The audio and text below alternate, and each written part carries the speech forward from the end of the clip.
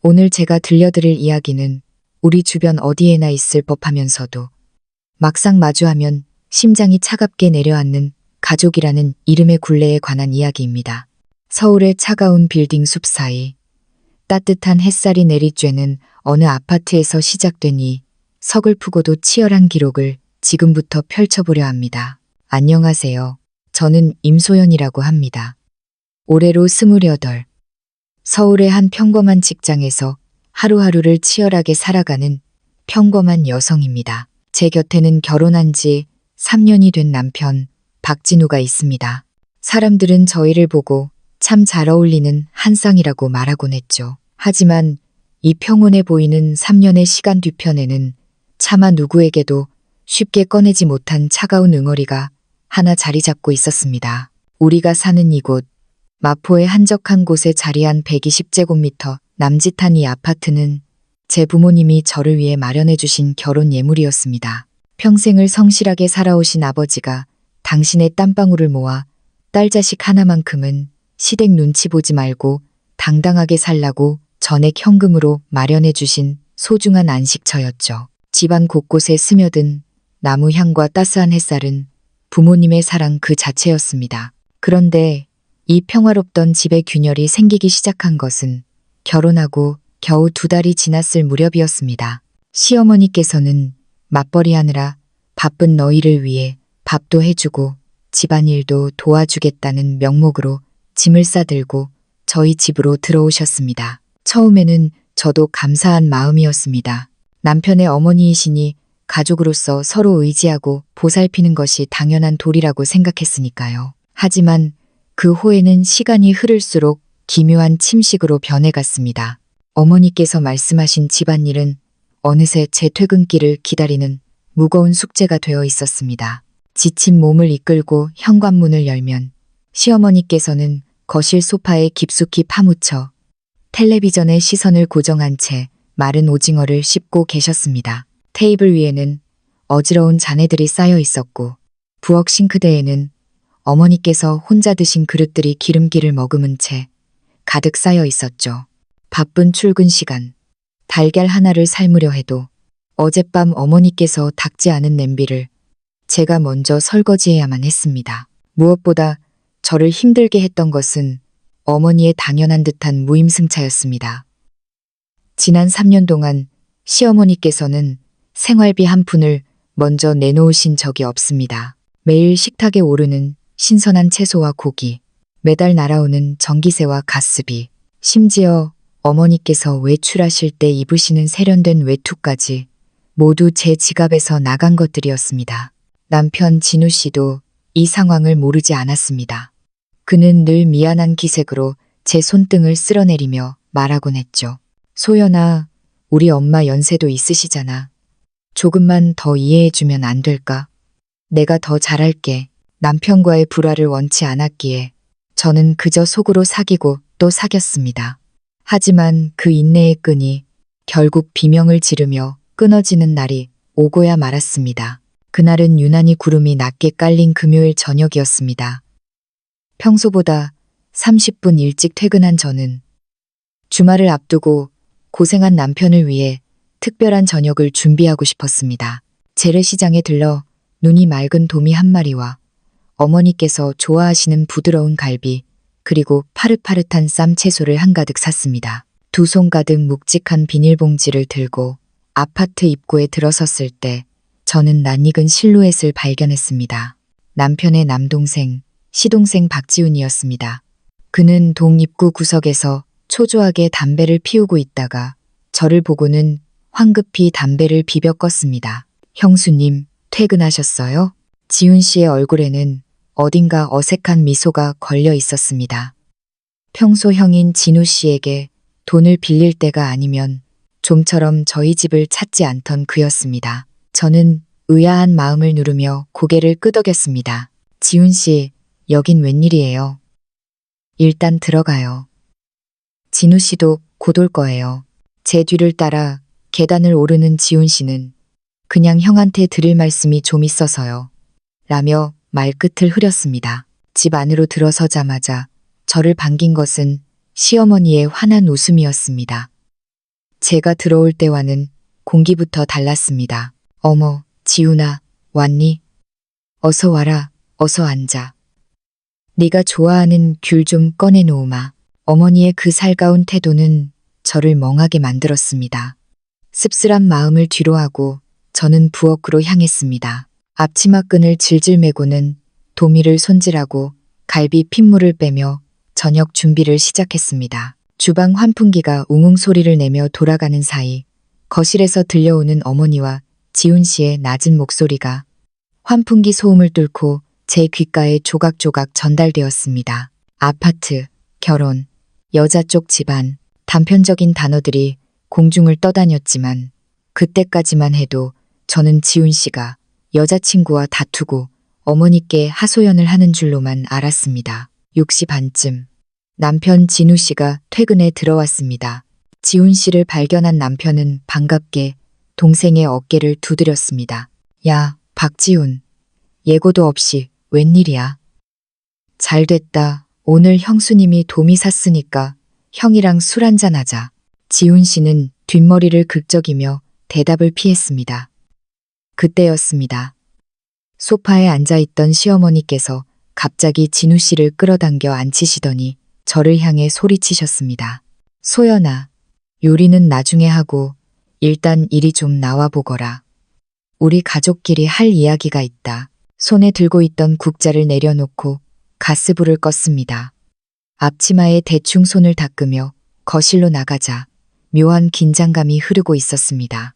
시어머니는 중앙 소파에 위엄있게 앉아 계셨고 그 곁에 지훈 씨가 고개를 숙이고 있었으며 진우 씨는 등받이 의자에 기대어 의아한 표정을 짓고 있었습니다. 저는 작은 의자를 당겨 앉으며 물었습니다. 어머니, 무슨 급한 일이라도 있으세요? 시어머니께서는 짐짓 헛기침을 한 번 하시더니 지훈 씨를 한 번, 그리고 저와 진우 씨를 차례로 바라보며 천천히 입을 떼셨습니다. 그렇게 대단히 급한 건 아니다만 지훈이 문제로 좀 상의할 게 있어서 불렀다. 너희도 알다시피 지훈이가 그 아가씨랑 만난 지 벌써 1년이 다 되어가지 않니? 저쪽 집안에서도 올해 안에는 식을 올렸으면 하는 눈치더구나. 남편이 고개를 끄덕였습니다. 그거 잘 됐네요, 어머니. 지훈이도 이제 안정을 찾아야죠. 저희가 도울 일이 있으면 돕겠습니다. 저 역시 남편의 말에 거들었습니다. 맞아요, 어머니. 지훈 씨 결혼은 집안의 큰 경사죠. 저희가 힘닿는 데까지 도울게요. 하지만 제 말이 끝나기 무섭게 시어머니의 눈빛이 달라졌습니다. 아주 당연하다는 듯 한치의 망설임도 없는 어조로 어머니께서 말씀하셨습니다. 그래, 돕는 게 당연하지. 그래서 말인데 지금 당장 너희 둘이 해결해줘야 할 아주 중요한 문제가 하나 있다. 심장이 덜컥 내려앉았습니다. 설명할 수 없는 불길한 예감이 등줄기를 타고 흘렀습니다. 제가 아무 말도 못하고 입술을 깨물고 있을 때 어머니의 목소리가 거실의 정적을 깨고 날카롭게 울려 퍼졌습니다. 그 아가씨 집안 조건이 엄격하단다. 결혼하려면 반드시 신혼집이 있어야 한다고 해.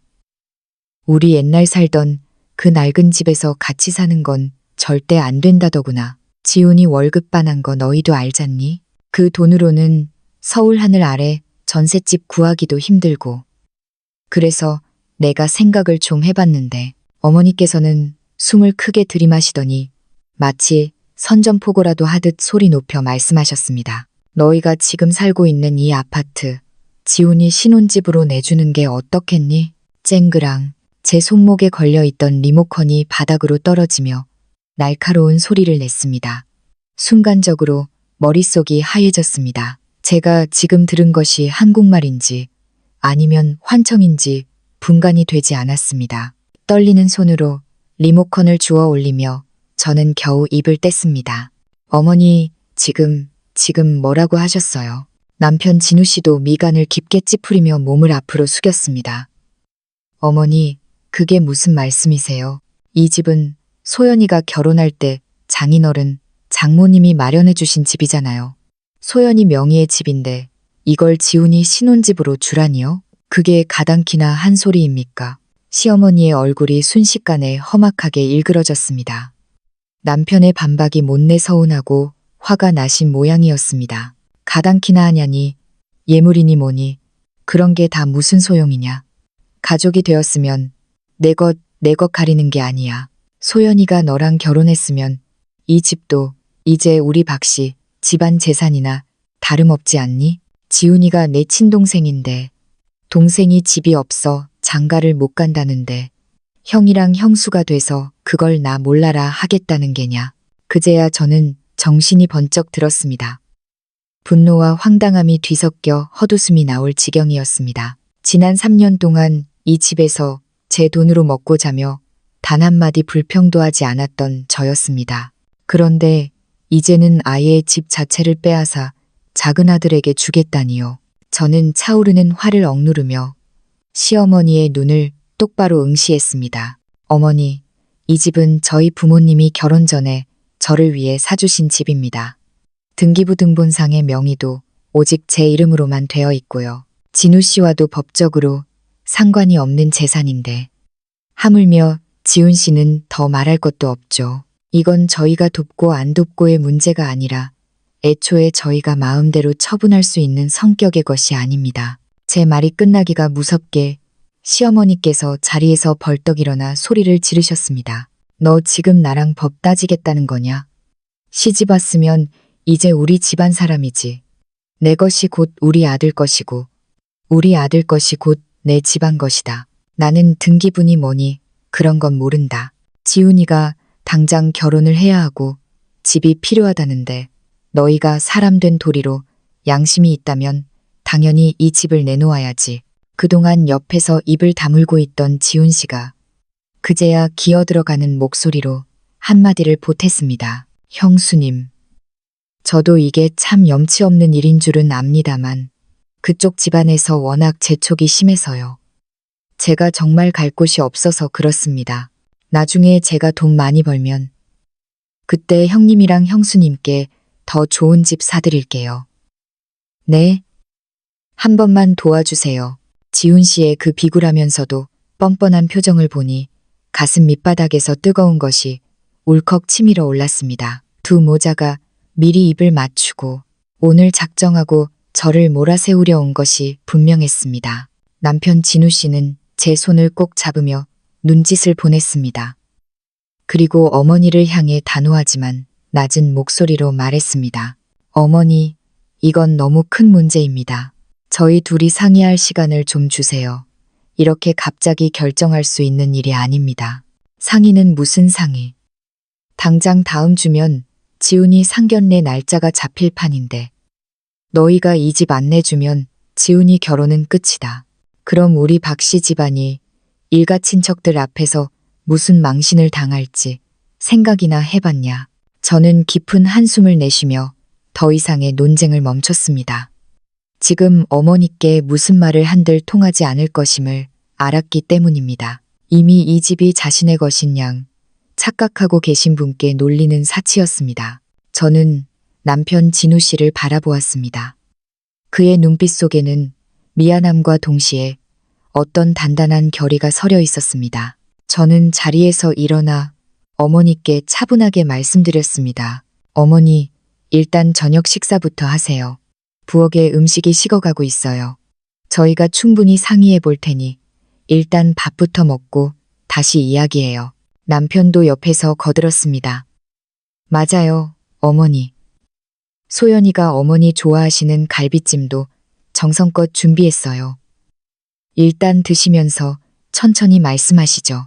시어머니께서는 콧방귀를 뀌며 다시 소파에 털썩 주저앉으셨습니다. 팔짱을 낀 채 저희를 쏘아보시는 그 서슬퍼런 기세는 식탁 위에 따뜻한 온기마저 차갑게 식혀버리는 것 같았습니다. 부엌에서 정성껏 준비한 음식들이 식탁 위에 차려졌지만 그 고소한 냄새는 거실의 무거운 공기를 뚫지 못했습니다. 도미찜의 김은 허공으로 덧없이 흩어졌고 갈비찜의 달콤한 향기는 오히려 코끝을 찌르는 비수처럼 느껴졌습니다. 시어머니께서는 식탁 의자에 앉지도 않은 채 소파에 붙박이처럼 앉아 밥은 한술도 뜨지 않고 뚫어지라 저와 진우 씨를 쏘아보고 계셨습니다. 지훈 씨는 제 눈치를 살피며 식탁 끝에 간신히 걸터 앉아 국에 밥을 말아 꾸역꾸역 목구멍으로 넘기고 있었습니다. 수저가 그릇에 부딪히는 챙그랑 소리만이 적막한 집안에 날카롭게 울려 퍼졌습니다. 입맛이 달아난 저는 몇 숟가락 뜨지도 못하고 젓가락을 내려놓았습니다. 가슴 속에 돌덩이가 얹힌 듯 답답함이 밀려왔습니다. 남편 진우 씨 역시 평소와 달리 밥을 두어 번 대충 넘기더니 금방 식사를 끝냈습니다. 제가 그릇을 챙겨 부엌으로 들어가자 진우 씨가 곧바로 따라 들어와 조용히 문을 닫았습니다. 그는 뒤에서 저를 조심스럽게 안아주었습니다. 그의 어깨가 미세하게 떨리고 있었습니다. 소연아, 정말 미안해.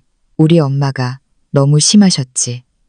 진우 씨의 목소리는 한없이 낮고 갈라져 있었습니다. 저는 그의 팔을 가볍게 두드리며 대답했습니다. 진우 씨 탓이 아니라는 거 알아. 하지만 이 집은 절대로 양보 못해. 우리 부모님이 어떤 마음으로 해주신 건데.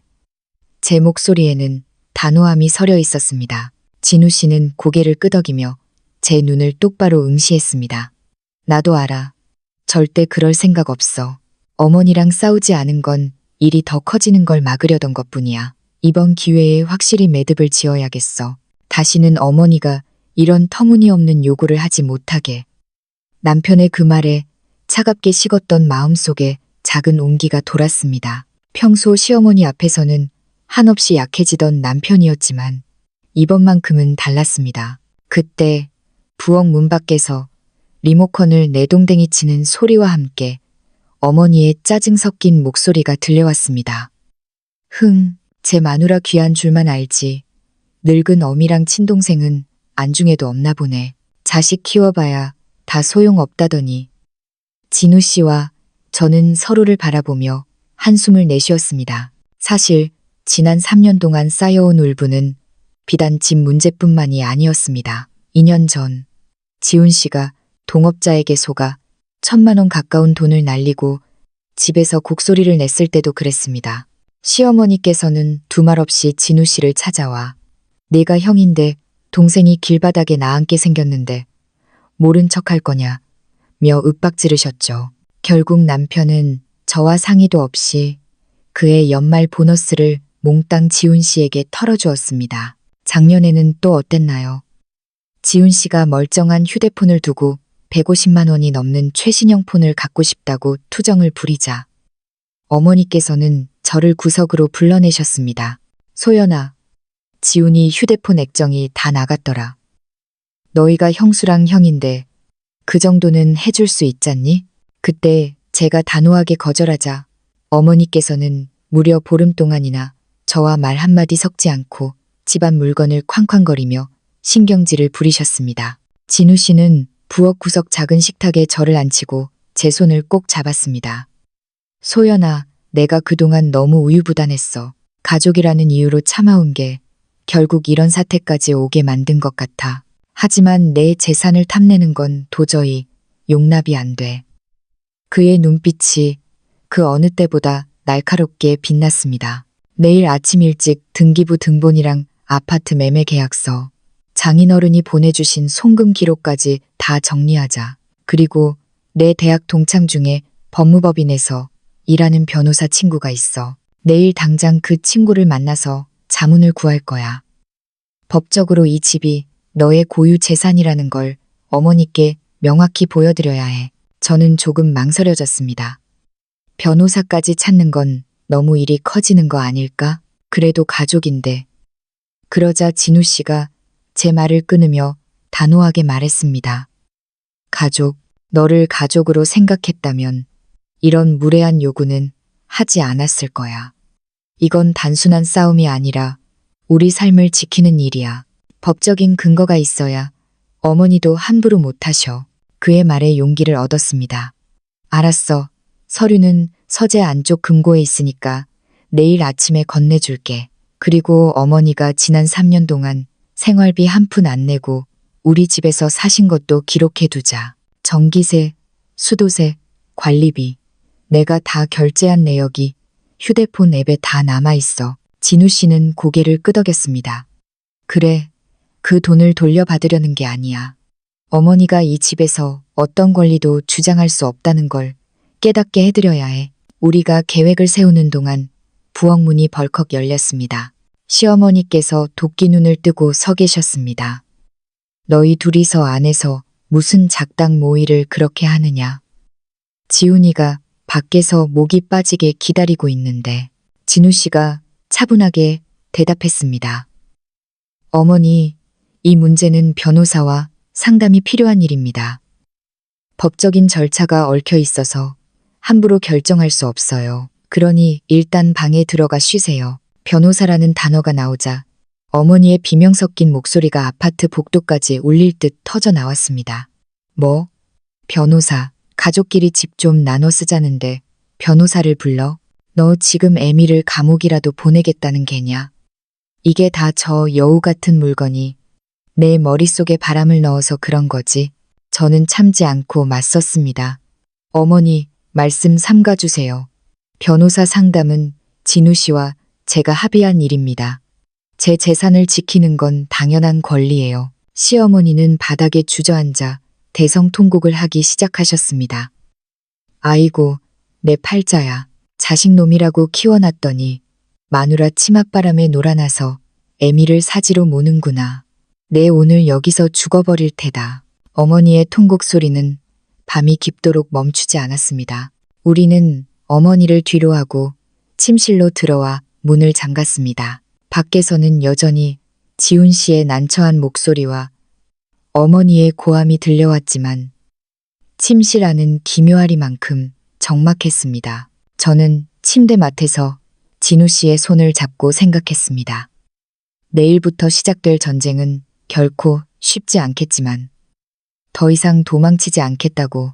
이 집은 단순한 건물이 아니라 저와 제 부모님의 자존심이기 때문입니다. 다음 날 아침, 눈을 뜨기도 전에 저를 깨운 것은 알람 소리가 아닌 주방에서 들려오는 날카로운 마찰음이었습니다. 평소라면 7시 반은 되어야 조심스럽게 하루를 시작할 시간이었지만 시계 바늘은 채 7시를 가리키기도 전이었습니다. 거실 너머 주방에서는 무언가 부서지고 깨지는 소리가 파편처럼 튀어올랐습니다. 저는 불길한 예감에 잠옷 차림으로 서둘러 방을 나섰습니다. 주방 싱크대 앞에는 시어머니께서 검게 내려앉은 얼굴로 서 계셨고 그 발치에는 깨진 사발 조각들이 흩어져 있었습니다. 어머니, 이게 무슨 일이에요? 손이라도 다치신 거예요? 걱정스러운 마음에 다가갔지만 어머니는 뒤도 돌아보지 않은 채 남은 그릇 하나를 싱크대 안으로 거칠게 내던지셨습니다. 콰당하는 소리와 함께 물이 사방으로 튀었습니다. 다치긴 누가 다쳐. 이놈의 집구석은 물건 하나 제대로 된 게 없구나. 그릇이고 사람이고 어쩜 이렇게 하나같이 믿음직스럽지 못해. 어머니의 말은 명백히 그릇이 아닌 저를 향해 있었습니다. 어제 우리가 보여준 단호한 태도에 대한 뒤끝이자 무력 시위임이 분명했습니다. 저는 아무 대답 없이 마른 걸레를 가져와 바닥의 물기를 닦아내기 시작했습니다. 그러자 어머니께서는 기다렸다는 듯 허리에 손을 얹고 저를 내려다보며 쏘아 붙이셨습니다. 소연아, 어제 진우랑 이야기는 끝냈니? 지훈이 쪽에서는 지금 당장 확답을 달라고 난리다. 저는 허리를 펴고 차분하게 대답했습니다. 어머니, 어제 말씀드렸잖아요. 이건 하루아침에 결정할 수 있는 가벼운 문제가 아니라고요. 저희도 생각할 시간이 필요합니다. 제 말이 끝나기가 무섭게 어머니의 목소리가 옥탑방까지 들릴 듯 높아졌습니다. 생각은 무슨 놈의 생각. 지훈이가 내 친동생이나 다름없는데 동생 장가가는데 집 하나 못 내주겠다는 게 말이 되느냐.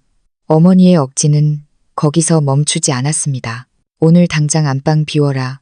거기가 채광도 좋고 넓으니 지훈이랑 그 아가씨 들어와 살기에 딱이겠더라. 오늘부터 짐 정리 시작해. 순간 머릿속이 핑 도는 것 같았습니다. 어머니, 안방에는 저희 부부의 모든 짐이 들어있어요. 친정 부모님이 해주신 폐물이며 소중한 물건들이 가득한데 어떻게 하루 만에 비우라고 하세요. 그리고 이 집은 엄연히 제 집입니다. 제가 왜 안방을 내줘야 하죠? 그러자 어머니는 코웃음을 치며 제 어깨를 밀쳤습니다. 내 집, 시집 온 순간부터 너는 박씨 집안 사람이야. 내 물건도 이 집도 다 우리 집안 것이지. 오늘 네가 안 비우면 내가 직접 손을 대서라도 비울 줄 알아라. 어머니는 정말로 안방으로 돌진하려 하셨고 저는 간신히 그 앞을 가로막았습니다. 소란스러운 소리에 잠에서 깬 남편 진우 씨가 눈을 비비며 나왔습니다. 어머니, 아침부터 왜 이러세요? 진우 씨를 보자 어머니는 순식간에 눈물 콧물을 쏟으며 바닥에 주저앉으셨습니다. 아이고 내 팔자야. 며느리가 애미 말을 우습게 알고 나를 막아서는구나. 지훈이 장가 보내려고 애쓰는 애미를 사람 취급도 안 한다. 진우 씨는 한숨을 내쉬며 어머니를 부축했습니다. 어머니, 일단 일어나세요. 지훈이 문제는 제가 출근길에 만나서 이야기해 볼게요. 당장 집을 내주는 건 안 되니 일단 근처에 작은 전세라도 알아보고 저희가 보증금을 보태는 방향으로 설득해 보겠습니다. 하지만 어머니는 완강하셨습니다. 전세? 남의 집 살이가 얼마나 서러운 줄 알아? 그 아가씨가 미쳤다고 전셋집에 들어오겠니? 오늘 확답 안 주면 나 오늘부터 곡기를 끊을 테다. 어머니는 정말로 거실 소파에 앉아 시위를 시작하셨습니다. 저는 어지러운 마음을 다잡고 주방에서 면을 삶아 새 그릇을 차려냈지만 어머니는 눈길조차 주지 않으셨습니다. 출근하는 진우 씨를 배웅하고 나니 집안에는 저와 시어머니 단둘만의 숨막히는 정적이 흘렀습니다. 1시간쯤 지났을까 초인종이 울렸습니다. 문을 열자 지훈 씨가 과일 바구니를 들고 서 있었고 그 뒤로 낯선 여성이 보였습니다. 형수님, 여기 지훈이 여자친구 이나예요.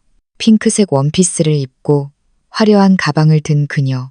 이나는 저를 보더니 예의상으로도 보기 힘든 차가운 미소를 지었습니다. 그녀는 인사를 하기도 전에 집안을 휘둘러 보더니 시어머니 곁으로 다가갔습니다.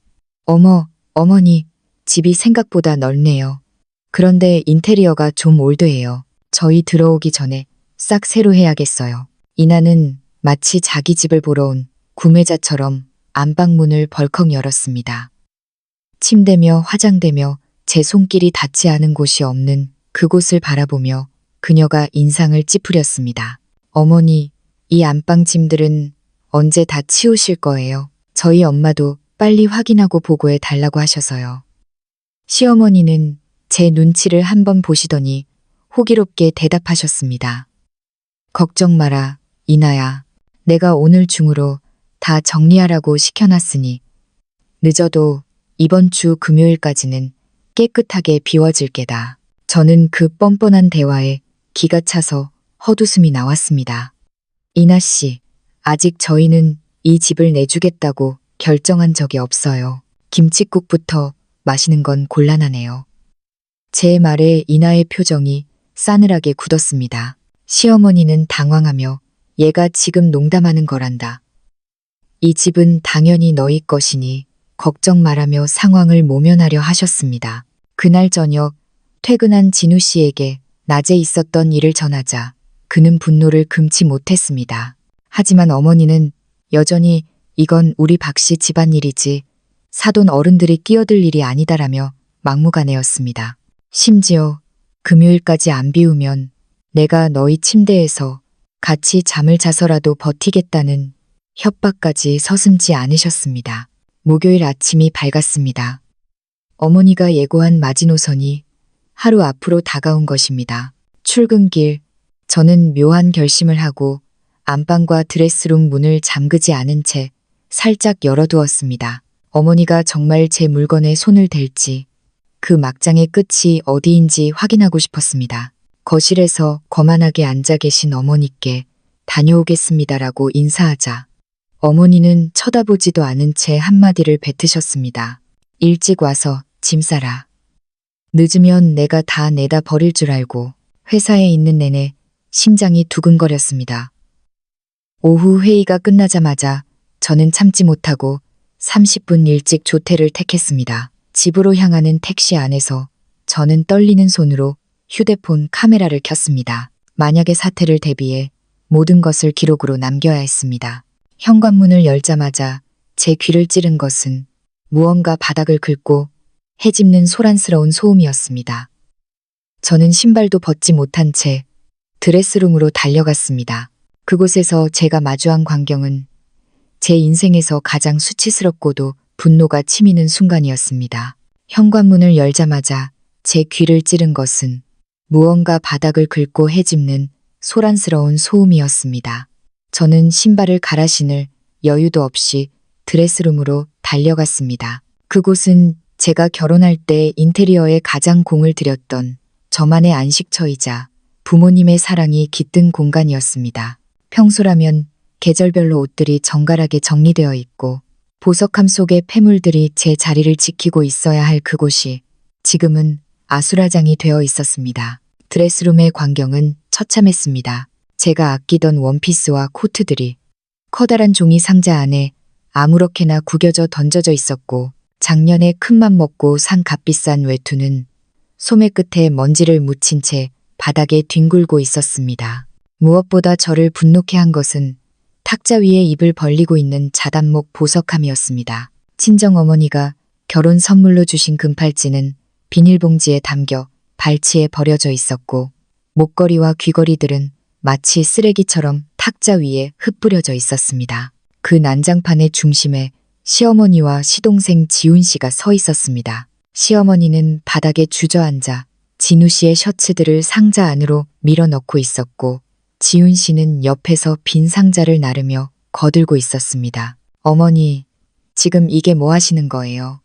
제 목소리는 분노로 미세하게 떨리고 있었습니다. 시어머니는 뒤도 돌아보지 않은 채 태연하게 대답하셨습니다. 뭐 하긴 짐 정리하는 거지. 내일이면 방 비워줘야 하는데 너는 낮에 일하느라 바쁘잖니. 그래서 지훈이랑 내가 좀 거들어준 거다. 지훈 씨는 제 눈을 피하며 어색하게 웃었습니다. 형수님, 어머니가 형수님 힘드실 거라고 하셔서 제가 도와드리러 온 거예요. 저는 바닥에 떨어진 외투를 집어들며 소리쳤습니다. 이게 도와주는 거예요? 남의 옷을 상자에 처박고 제 소중한 폐물들을 바닥에 굴리는 게 도대체 누굴 위한 도움인데요. 그러자 시어머니는 적반하장으로 허리에 손을 얹으며 큰 소리를 치셨습니다. 옷 좀 상자에 넣은 게 뭐 대수라고 그러느냐. 어차피 옮길 건데 대충 담으면 됐지. 그리고 이 보석함은 자리만 차지하길래 치워둔 거다. 저는 기가 막혀 드레스룸 전체를 가리켰습니다. 여긴 제 드레스룸이에요. 제 물건을 제가 보관하겠다는데 뭐가 자리를 차지한다는 거죠. 어머니의 대답은 가히 충격적이었습니다. 이제 이 집은 지훈이 집이 될 거니까 여기도 당연히 지훈이 공간이지. 지훈이랑 상의했는데 여기 드레스룸이 너무 넓어서 아까우니 나중에 지훈이 물건 쌓아두는 창고로 쓰기로 했다. 지훈 씨까지 옆에서 거들었습니다. 형수님, 어머니 말씀이 맞아요. 어차피 나중에 제가 쓸 방인데 미리 정리 좀 하면 어때요? 형수님 안 입는 옷들은 제가 예전에 살던 본가로 옮겨두면 되잖아요. 분노가 머리끝까지 치밀었지만 저는 더 이상 말로 그들을 설득할 수 없음을 깨달았습니다. 저는 심호흡을 하며 휴대폰을 꺼내 들었습니다. 카메라를 켜고 아수라장이 된 드레스룸. 상자에 처박힌 옷들, 바닥에 흩어진 보석들, 그리고 그곳에 당당하게 서 있는 두 사람의 모습을 하나하나 촬영하기 시작했습니다. 영상에는 이 집은 이제 지훈이 것이니 드레스룸을 창고로 쓰겠다는 어머니의 뻔뻔한 목소리까지 고스란히 담겼습니다. 시어머니는 제가 촬영하는 것을 보고는 비명을 지르며 달려드셨습니다. 너 지금 뭐 하는 거야? 당장 지워. 가족끼리 일을 밖으로 돌려 망신을 주겠다는 게냐. 제가 한 걸음 물러나 휴대폰을 주머니에 넣는 순간 현관문이 열리며 퇴근한 진우 씨가 들어왔습니다. 드레스룸의 참상을 본 진우 씨의 얼굴은 순식간에 차갑게 굳어버렸습니다. 어머니, 이게 대체 무슨 짓입니까? 왜 소연이 물건에 마음대로 손을 대세요? 진우 씨가 소연 씨의 망가진 외투를 집어들며 소리쳤습니다. 시어머니는 다시 눈물 연기를 시작하셨지만 이번에는 진우 씨에게 통하지 않았습니다. 어머니, 다시 한번 말씀드리지만 이 집은 소연이 집입니다. 지훈이 집이 아니에요. 한 번만 더 제 허락 없이, 아니 소연이 허락 없이 우리 물건에 손대시면 저 정말 가만히 있지 않겠습니다. 밤이 깊었지만 갈등은 해결되지 않았습니다. 시어머니는 거실에서 지인과 통화하며 큰아들이 마누라한테 홀려 애미를 쫓아내려 한다는 거짓말을 퍼뜨리고 계셨습니다. 하지만 저는 이제 두렵지 않았습니다. 제 휴대폰 속에는 움직일 수 없는 증거들이 가득했으니까요. 약속된 금요일 아침이 되자 진우 씨는 아예 휴가를 내고 집을 지켰습니다. 그리고 오전 10시 초인종이 울렸습니다. 미리 연락해둔 왕 변호사가 도착한 것입니다. 정장 차림의 왕 변호사는 등기부등본과 혼전 재산, 공증서류, 그리고 지난 3년간의 생활비 결제 내역을 식탁 위에 펼쳐놓았습니다. 변호사는 시어머니를 향해 차분하고도 엄중하게 법적 사실을 고지했습니다. 이 아파트는 임소연 씨가 결혼 전 부모님께 증여받은 개인 재산이며 법적으로 남편인 박진우 씨나 시댁 식구들이 권리를 주장할 수 없는 대상입니다. 또한 주인의 허락 없이 타인의 거주지에 무단으로 짐을 옮기거나 물건을 훼손하는 행위는 재물손괴 및 주거침입의 소지가 있다는 경고도 덧붙였습니다. 변호사의 말과 눈앞의 서류들 앞에 시어머니의 기세는 눈에 띄게 꺾였습니다. 3년 동안 생활비 한 푼 내지 않고 살았던 내역서가 들이밀어지자 어머니의 얼굴은 붉게 달아오르다 못해 창백해졌습니다. 변호사는 마지막 객기를 박았습니다. 만약 계속해서 집을 명도해달라고 압박하신다면 저희 측에서도 법적 소송을 통해 퇴거 명령을 신청할 수밖에 없습니다. 그렇게 되면 친척분들 사이에서도 큰 논란이 되겠지요. 변호사가 떠난 후 거실에는 무거운 정적이 감돌았습니다. 시어머니는 소파 구석에 몸을 웅크린 채 아무 말도 하지 못하셨습니다. 하지만 저는 알고 있었습니다. 이것이 끝이 아니라는 것을요. 어머니는 변호사가 나간 뒤 방으로 들어가며 나직하게 읊조리셨습니다. 이대로 끝나지는 않을 거다. 가족이라는 이름의 마지막 배수진을 치고 친척들을 불러들여 도덕적 압박을 가하려는 어머니의 다음 계획이 이미 시작되고 있었습니다. 폭풍전야와 같았던 월요일 아침이 밝았습니다. 평소보다 이른 시간, 콩물을 준비하던 제게 시어머니께서 다가와 묘한 미소를 지으셨습니다. 소연아, 오늘 큰 고모랑 작은 고모가 점심 먹으러 오기로 했다. 고기랑 해산물 좀 넉넉히 사서 제대로 된 요리 몇 가지 내놓거라. 변호사까지 다녀간 마당에 갑작스러운 고모님들의 방문이라니. 의도는 명확했습니다. 당신의 힘으로 부족하니 딸들을 불러 세를 과시하고 저를 도덕적으로 압박하려는 가족 동원령이었죠. 저는 속내를 알면서도 짐짓 웃으며 고개를 끄덕였습니다. 네, 어머니, 고모님들 좋아하시는 전복이랑 소갈비 좀 사올게요. 재래시장은 여느 때처럼 활기찼지만 제 마음은 무거웠습니다. 생닭과 큼직한 도미, 소갈비와 새우를 넉넉히 샀습니다. 돌아오는 길 아파트 단지에서 마주친 장 아주머니께서 제 손에 들린 묵직한 봉지를 보며 걱정스레 속삭이셨습니다. 소연 씨, 시어머니가 며칠 전부터 지훈이 집 문제로 사람들한테 소연 씨 흉을 그렇게 보더라고.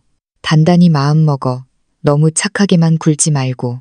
아주머니의 따뜻한 조언을 뒤로하고 집에 돌아와 주방을 향기로운 냄새로 채웠습니다.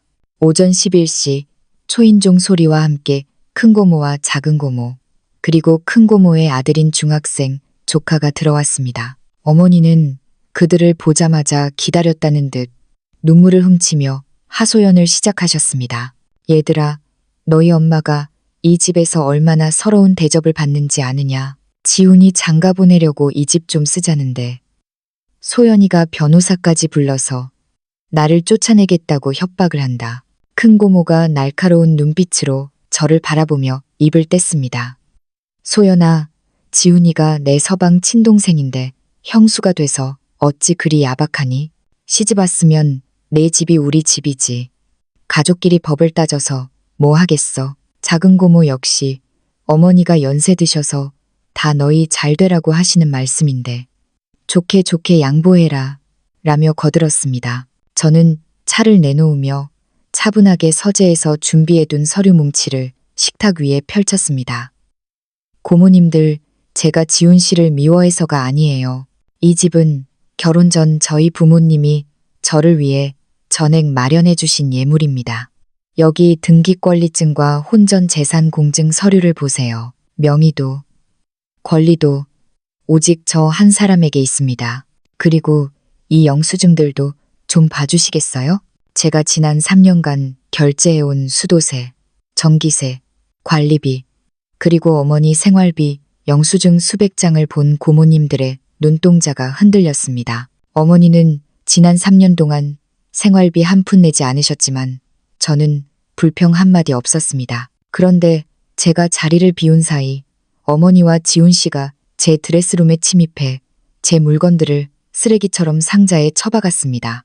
여기 사진과 영상이 다 있습니다. 그때 휴가를 내고 방에 있던 남편 진우 씨가 밖으로 나왔습니다. 그는 고모님들 앞에서 단호하게 선언했습니다. 누님들, 소연이는 할 만큼 했습니다. 지훈이 결혼은 지훈이가 스스로 벌어서 해야 할 일이지 형수 아파트를 뺏어서 할 일이 아니에요. 계속 이렇게 소연이를 괴롭히시면 저도 누님들 얼굴 안 보고 살 겁니다. 상황은 반전되었습니다. 법적 서류와 소연의 헌신적인 지출 내역을 확인한 고모님들은 오히려 어머니를 꾸짖었습니다. 엄마, 이건 엄마가 너무했네. 소연 씨가 이렇게까지 뒷바라지 했는데 고마운 줄도 모르고 집까지 탐내면 어떡해. 지훈이 문제는 우리가 따로 의논해 볼 테니 이제 그만 욕심 부리세요. 어머니는 딸들조차 제 편을 들지 않자 얼굴이 하얗게 질려 소파에 주저앉으셨습니다. 며칠 뒤 결단의 날이 왔습니다. 저는 진우 씨와 상의 끝에 이 상황을 근본적으로 해결하기 위해 어머니를 지훈 씨가 얻은 작은 임대주택으로 모시기로 했습니다. 아침 7시 예약한 이삿짐 센터 트럭이 아파트 입구에 도착했습니다. 시어머니는 거실 바닥에 앉아 나는 절대 못 나간다며 버티셨지만 이번에는 저희도 물러서지 않았습니다. 어머니, 여긴 어머니 집이 아니에요. 지훈 씨 곁에서 지훈이 밥도 챙겨주며 지내시는 게 어머니께도 좋습니다. 이삿짐 기사님들이 미리 짐을 싼 상자들을 옮기기 시작하자 어머니는 그제야 사태의 심각성을 깨달은 듯 멍한 표정을 지으셨습니다. 평생 당연하게 누려오니 따뜻하고 넓은 아파트에서 쫓겨나 엘리베이터도 없는 지훈의 낡은 빌라로 가야 한다는 현실이 어머니를 짓눌렀습니다. 지훈의 4층 옥탑방 빌라 아래 도착했을 때 어머니는 차마 차에서 내리지 못하고 떨리는 목소리로 물으셨습니다. 내가 정말 이 좁은 곳에서 살아야 하는 거니? 다시는 마포 집으로 못 돌아가는 거냐? 진우 씨는 조용히 어머니의 짐을 내리며 대답했습니다. 어머니가 이 집의 소중함을 아시고 소연이의 권리를 인정하실 때 그때 다시 생각해 보겠습니다. 어머니를 지훈의 집에 남겨두고 돌아오는 길, 마포 아파트로 돌아와 현관문을 열었을 때 느꼈던 그 정적과 해방감은 형언할 수 없는 것이었습니다. 더 이상 거실 소파를 차지한 채 가시 돋친 말을 내뱉는 사람도 제 드레스룸을 뒤져 물건을 훼손하는 침입자도 없었습니다. 집안 가득 내리쬐는 오후의 햇살은 그 어느 때보다 투명하고 평화로웠습니다. 그 후 몇 달이 지났습니다. 지훈 씨네 집에서는 어머니와 약혼녀 이나 씨가 사사건건 부딪힌다는 소식이 들려왔습니다. 이나 씨는 저처럼 유순하게 참아주는 사람이 아니었습니다. 어머니는 이제 당신이 지배하던 공간이 아닌 타인의 눈치를 봐야 하는 좁은 방에서 지나온 3년의 풍요가 얼마나 과분한 것이었는지 뼈저리게 느끼고 계셨습니다. 저는 이제 당당히 말할 수 있습니다. 가족이라는 이름으로 자행되는 약탈에 침묵하는 것은 사랑이 아니라 비극의 시작일 뿐입니다. 자신의 명의와 권리를 법적으로 명확히 하고 부당한 요구에는 단호히 선을 긋는 것이야말로 진정으로 소중한 사람들과 건강한 관계를 맺는 길입니다. 해저문 저녁, 진우 씨와 발코니에 앉아 따뜻한 차 한 잔을 나눕니다. 소연아, 우리 이제 정말 평온하게 잘 살자. 그의 따뜻한 손길 위로 지는 노을이 내려앉습니다. 비로소 저는 온전한 제 집에서 온전한 제 인생을 살아가고 있습니다.